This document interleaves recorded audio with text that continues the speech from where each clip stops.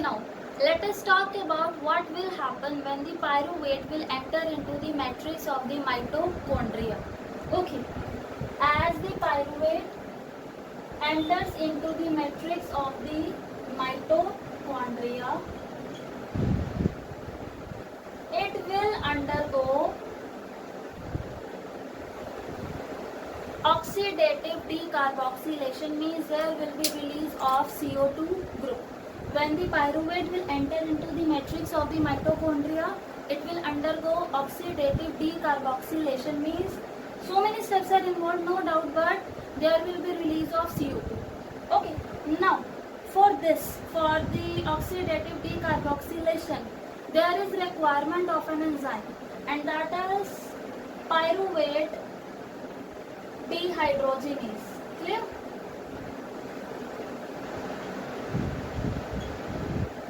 Pyruvate dehydrogenase. Now this enzyme will work when there are present certain cofactors, suppose cofactor A, NAD positive.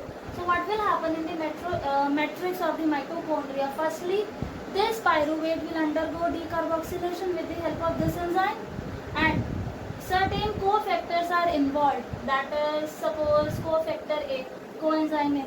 Okay. Then next, NAD positive. Now what will be the formed result? It is acetyl coenzyme A plus CO2 will be released, as you know it is decarboxylation, and plus NAD positive will get converted into NADH plus H positive. Clear? Now this acetyl coenzyme A, it will undergo Krebs cycle. This acetyl CoA will undergo a cycle that is known as the Krebs cycle, on the basis of the scientist who discovered it. Clear? Actually it is tricarboxylic acid cycle, that is TCA cycle. Tricarboxylic acid cycle. Am I clear? But it was named as Krebs cycle on the basis of the scientist. So now what will happen? This acetyl CoA will undergo Krebs cycle. Now remember one thing here, one molecule of NADH has been produced. So I am writing it here, NADH till now 1. Now this acetyl CoA, just let us talk about the Krebs cycle. Suppose I was having pyruvate,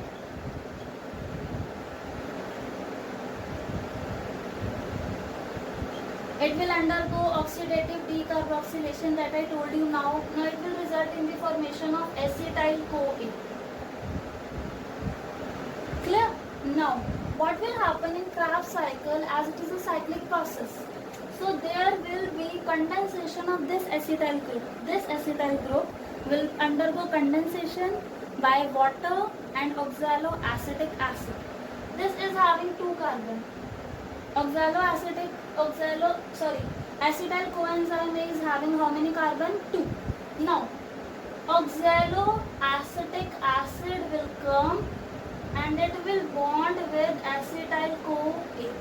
Oxaloacetic acid is 4 carbon and it results in the formation of citric acid. Clear? And citric acid is a 6 carbon molecule. 2 plus 4, 6. Clear? Now there will be a series of reactions and then there will be release of CO2. That is our ultimate motive of this reaction basically. If I talk about the energy, as you know in the aerobic respiration a huge energy is released, but if I talk about this step of aerobic respiration, the huge energy is not released here. Okay, aerobic respiration comprises 2 things. One, that is taking place in the matrix, and second, that is taking place in the inner membrane of the mitochondria. Mitochondria is there, inner membrane is deeply folded. 2 reactions are taking place actually. One is in the matrix that we are dealing now, and second used to take place in the inner membrane. The reaction that is taking place in the inner membrane used to give a huge amount of energy, but the Krebs cycle that is taking place in the matrix, it gives energy but not to that extent. Clear? But yes, there is release of CO2. So basically what is happening in the matrix, the pyruvate is undergoing different reactions to release CO2. Now suppose firstly this is happening. Now what will happen, this citric acid will undergo so many reactions and it will form alpha ketoglutaric acid. Clear? The citric acid will form alpha ketoglutaric acid. It is a 5 carbon molecule. Now just think, citric acid was having 6 carbon, but the alpha ketoglutaric acid is having 5 carbon. Where the 1 carbon has gone? Here, there is release of CO2. Am I clear? One more thing, what is happening here? One molecule of NAD positive, it is getting reduced to NADH plus H positive. So again I got one molecule here. So here I will write 2. Because we have to count. Let us count it at each step. Okay, first was released at this, if you do remember. Second is released at this step.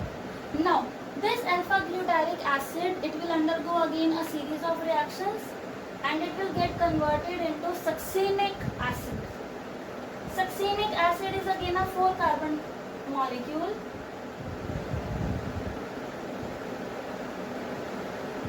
It is a 4 carbon molecule. So alpha ketoglutaric acid was having 5 carbon. Here we are having 4 carbon. It means there is a release of CO2 at this step also. Am I clear? Now, next, there will be again the same thing is happening. NAD positive, it is getting converted into NADH. NAD positive, it is getting converted into NADH plus H positive. So here the count will become 3. One was released here, one here and one here. Now along with this, CO2 is getting released, NADH is getting produced. One more thing is happening. GDP is converted into GTP. So here we are getting one molecule of GTP also. Now this succinic acid will undergo again a series of reactions and it will change to malic acid. Malic acid is again a 4 carbon compound. So there is no release of CO2. At last you can count how many CO2s are released. Now from this malic acid, again there is formation of oxaloacetic acid. As you know, this is a cyclic process. So the oxaloacetic acid is getting reformed. While this process means when the malic acid is undergoing different reactions and it is being converted into oxaloacetic acid, there is release of actually NAD positive, it is getting reduced to NADH plus H positive. So here the counting becomes 4. Am I clear? So, and one more thing at this step, when the succinic acid was converting into malic acid here, one molecule of FAD positive, it was reduced to FADH2. So again I can say FADH2 is 1. Am I clear? NADH is 4, 1 here, second, third, fourth. GTP 1 here and FADH2 1 here. So these are the released things that are formed after this Krebs cycle. Plus CO2 is getting released as this is decarboxylation. Now let us see how many molecules of CO2 are released. As per my understanding, the pyruvate is having how many carbon? 3. So 3 CO2 must be released from one molecule of pyruvate. One is released here at this step. Now second here and third here. Am I clear? Now, if I talk about the one molecule of glucose, this is for one molecule of pyruvate. One molecule of pyruvate is giving 3 CO2, 4 NADH, 1 GDP, 1 FADH2 in Krebs cycle. Okay. Now, if I talk about one molecule of glucose, As you know, one molecule of glucose gives 2 pyruvate, 2 molecules of pyruvate, and 1 pyruvate gives all these things. So everything will be multiplied by 2. So 1 glucose gives 6 molecules of CO2, 8 molecules of NADH, 2 molecules of GTP, and 2 of FADH2. Am I clear?